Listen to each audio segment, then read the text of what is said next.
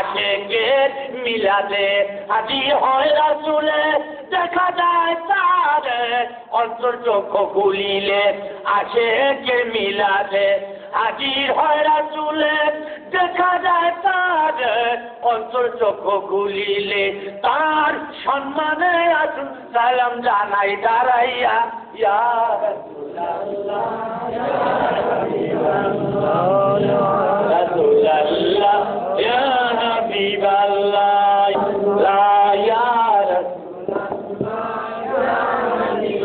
ইয়া নবী সালাম আলাইকা ইয়া ইয়া হাবিব সালাম আলাইকা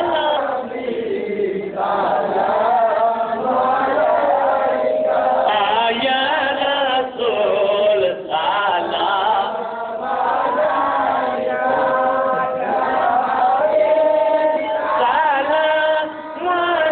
আলাইকা সালাম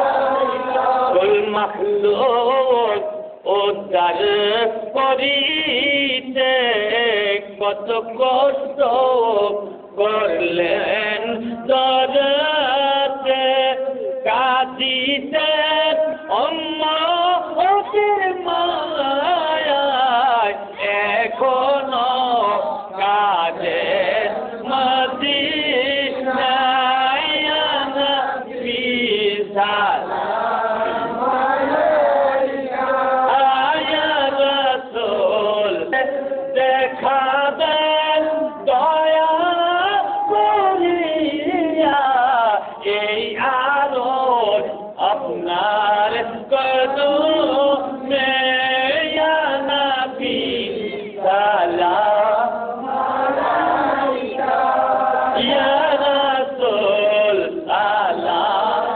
আলাইকা ইয়া হাবিব সালাম আলাইকা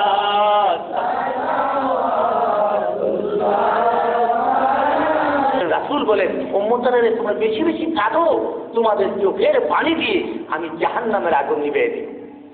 সুবহানাল্লাহ। মুসা পয়গম্বর রাস্তা দিয়ে হাঁটতেছেন, দেখতেছেন একটা পাথর থেকে কান্নার আওয়াজ শোনা যাচ্ছে। মুসা নবী বলেন, পাথর কেন কাঁদো? পাথর চিৎকার করে বলেন, আমি শুনেছি জাহান্নামের ইন্ধন পাথর হবে আর মানুষ হবে, মানুষ আর পাথর দিয়ে জাহান্নামটা জ্বালানো হবে। এই জন্য আমি পাথর ওই জাহান্নামের বয়ে কাঁদতেছি। মুসা পয়গম্বর আল্লাহর কাছে বললেন, আল্লাহ গো, তোমার এই পাথর কাটে। আল্লাহ বললেন, ও পয়গম্বর, আমি জানিয়ে দাও তার কান্না আমি কবুল করলাম, তাকে আমি জাহান্নাম থেকে নাজাত করে দিলাম। পয়গম্বর চলে গেছেন, আবার ফিরার পথে দেখতেছেন ওই পাথর থেকে আবার কান্নার আওয়াজ শোনা যাচ্ছে। পয়গম্বর ডেকে বলেন, পাথরে কেন কাঁদো? কি দুঃখ, কি ব্যথা তোর? না, আমার আল্লাহ তোর চোখের পানি মঞ্জুর করেছে, জাহান্নাম থেকে তোর বাঁচার ব্যবস্থা করেছে, এখন কেন কাঁদো?